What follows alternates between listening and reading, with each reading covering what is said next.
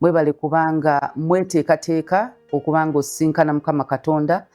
Olunaku lw'omusinkana akola gwe kasita obanga okkiriza n'omwesiga. Tulaba omukyala mu Bayibuli ayitibwa Kaana yagendanga mu maaso ga Mukama mu yeekaalu ng'amukaabirira.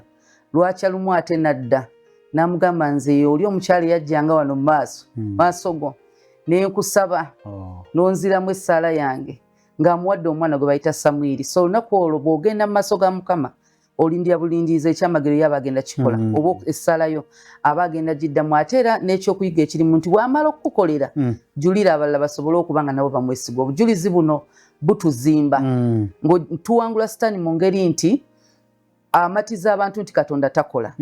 Kati bwe buli lwe tujulira obulungi bwa Mukama Sitaani amaanyi gamuggwamu n'abantu beeyongera okuba nga beesiga Mukama. So olunaku olwa Independence Night jangu mu maaso ga Mukama nakukkiriza. Teri kyeyeetaaga okuba nga kkolera. Tolina kyogenda mu abeere nga kkolera. Tolina kyoyinza kumugamba nti oba kaŋŋambe mu kutya kubanga abamu tugenda mu maaso nga tutya. Toli kyoyinza kukola n'ogamba nno kino tajja kukola. Nedda, gwe jangu kasita obanga okkiriza Mukama agenda kukolera. Ate totuulira bujulizi. Totuulira bujulizi. Mukama bw'akuwa zimba ekkanisa